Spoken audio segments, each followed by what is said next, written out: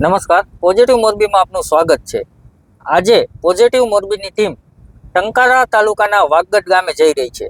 ત્યાં એક એવી પ્રાથમિક શાળા છે, સરકારી પ્રાથમિક શાળા, કે જે વાગડ ગામના બાળકો પ્રાઇવેટ અથવા તો અન્ય શાળાએ જતા અટકીને ત્યાંની પ્રાથમિક શાળાની અંદર શિક્ષણ લઈ રહ્યા છે.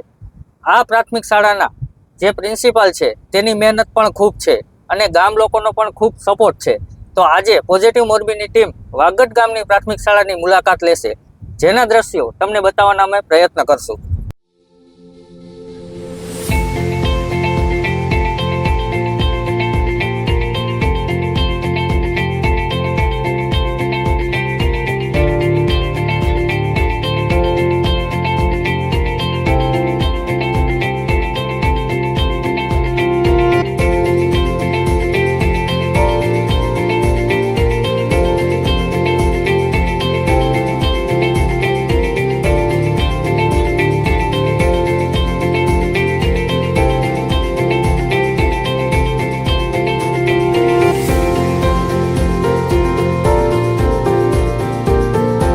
તો જે વાગડ ગામની આપણે વાત કરી હતી કે ત્યાંની સરકારી શાળા આજે પ્રાઇવેટ શાળાઓને પણ ટક્કર આપે તેવી છે, તો તેનો શ્રેય ત્યાંના શિક્ષકો, ગ્રામજનો તથા ત્યાંના આચાર્ય રમણીકભાઈ વડાવિયા આપણી સાથે જોડાયેલા છે.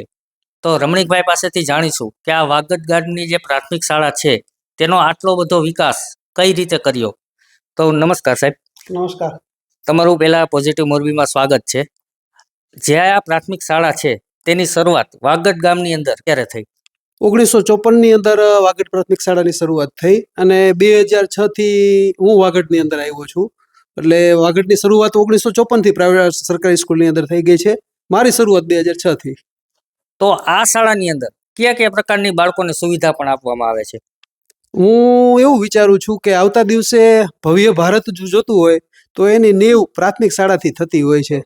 તો એને આત્મસાત કરવા માટે પ્રયત્ન કરું છું. એ ગામ અને મારા સાથી શિક્ષકો મિત્રોને સાથે લઈ અને બહુ સારી રીતે, અને તમારા ચેનલનું પણ નામ પોઝિટિવ છે, તો હું આ બધું લઉં છું, પોઝિટિવ લઉં છું કે એક દિવસ ભવ્ય ભારત બનશે અને એ આ આદર્શ બાળક દ્વારા જ શક્ય છે, પ્રાથમિક શાળા દ્વારા જ. એ વાતનો મને પાકો ભરોસો છે અને લાગી ગયો છું. શાળામાં કઈ કઈ પ્રકારનો વિકાસ કરવામાં આવ્યો છે? આમ તો જોઈએ તો સ્વામિનારાયણની ભાષામાં કહીએ તો પહેલા એને ભોજન કરાવવું પડે. એટલે પ્રાથમિક શાળાની અંદર મારે ગામ તેમજ સીમતળના બાળકો આવે છે, એટલે કે શ્રમયોગી પરિવારના. તો એમને તો સારામાં સારું પૌષ્ટિક જમવાનું મળે એના માટે 365 દિવસ રસોડાની શરૂઆત કરી પહેલા તો. અને પછી જમવાની સાથે ગમે એવું નયન રમ્ય, અતિ આધુનિક અને બધા જ રમત ગમતના સાધનોથી સજ્જ એવું શાળાનું કેમ્પસ હોય ને, તો બાળકોને રહેવું, ભણવું અને આવવું ગમે.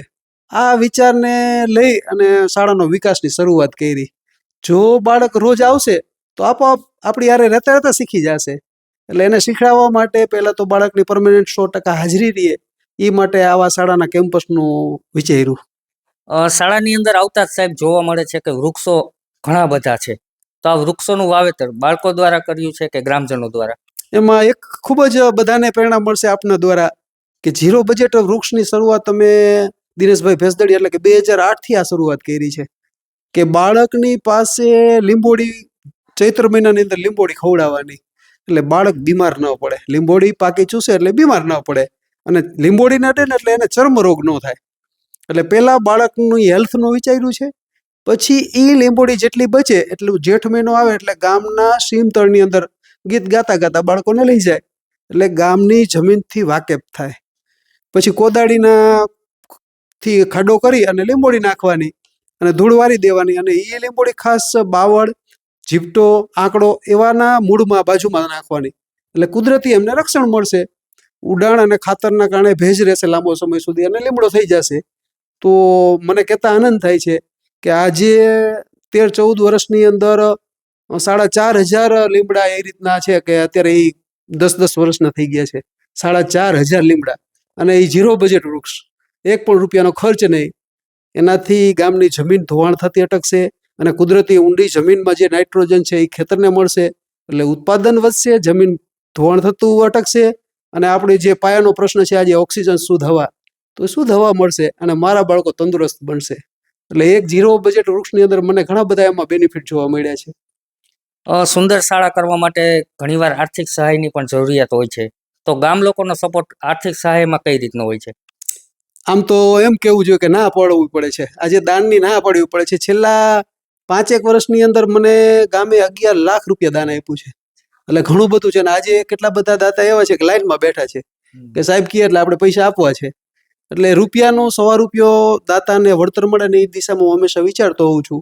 તો એને લઈને નાના મોટા ઘણા બધા પ્રોજેક્ટ આપણે સ્કૂલની અંદર કર્યા છે. આ જે ભૌતિક સુવિધા જુઓ છો તો મોટા ભાગની દાતા ઉપર આધારિત છે. અને પાછળ એક સરસ મજાનો પાર્ક બનાવ્યો છે, ઔષધિ પાર્ક અને ભારત રત્ન પાર્ક. એ પણ દાતા દ્વારા બનાવેલો છે. એટલે એમ કહીએ કે દેવાવાળાનો ત્રુટો નથી. ગામ નાનું છે પણ ભામાશાનું ગામ છે એમ કહીશું. તો ગામનો સપોર્ટ તો ઘણો બધો છે, તો ગામમાંથી બાળકો જે છે ત્યાં માત્ર સરકારી શાળામાં કે અન્ય શાળામાં ક્યાંય જાય છે, પ્રાઇવેટ શાળામાં? ના, એક પણ બાળક સરકારીમાંથી પ્રાઇવેટમાં ગયું નથી આજ લગી. જ્યાં સુધી સરકારી સ્કૂલની અંદર શિક્ષણ છે ત્યાં સુધી પ્રાઇવેટ સ્કૂલની અંદર એક પણ બાળક નથી જતું. એવો અમારા ગામના સરપંચનો બાળક પણ અહીંયા જ ભણતો અને અત્યારે ઉપસરપંચના પણ બાળકો અહીંયા ભણે છે. એટલે ગામના 100% સરકારી સ્કૂલની અંદર ભણે છે. એ ભણવા પાછળનું કારણ એ છે કે પ્રાઇવેટ કરતાં અહીંયા 100% સારું આપીએ છીએ. અને અમારા શિક્ષકો, કર્મઠ શિક્ષકો રિસેસના ભોગે પણ, રિસેસની અંદર પણ સારી એવી તૈયારી કરાવે છે. એટલે એ કહેતા ખૂબ આનંદ થાય છે. સરકારી તંત્ર દ્વારા શું શું આર્થિક સહાય અથવા અન્ય સહાય આપવામાં આવે છે? અત્યારની હાલની સરકાર પણ ન્યૂઝની જેમ ઘણી બધી શિક્ષણમાં પોઝિટિવ હોય એવું મને દેખાય છે. એનું કારણ કે આ ઇન્ફ્રાસ્ટ્રક્ચર છે તો ઓલમોસ્ટ સરકાર દ્વારા છે. પછી દાતાઓનો પણ એમાં સહયોગ મળી રહ્યો છે. પછી છેલ્લે લાસ્ટ ટાઈમના અત્યારે તો બદલી થઈ ગયા, આપણા ડીડીઓ સાહેબ હતા, પ્રજાપતિ સાહેબ.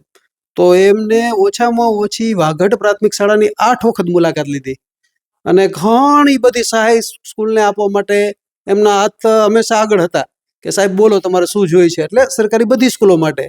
અને મને તો પાછળ ભંડો તો આપણે ડીડીઓ સાહેબે પાસ કરાવ્યો, પછી સ્માર્ટ ટીવી પણ એમના કહેવાથી મને મળ્યું છે. અને ગામની અંદર ગામના વિકાસમાં પણ એમનો સરકારની ચેનલ દ્વારા ઘણા બધા સહાય એટલે કે યોજનાનો લાભ મળ્યો છે. છેલ્લે જે તમે આપણે આના પ્રશ્ન પહેલા 200 ગામની અંદર, ગામના ભાગોળની અંદર 200 આંબા છે આજે. તો એ પણ એક સરકારની અને આવા અધિકારી, કુનેવાળા અધિકારીનો દેન છે.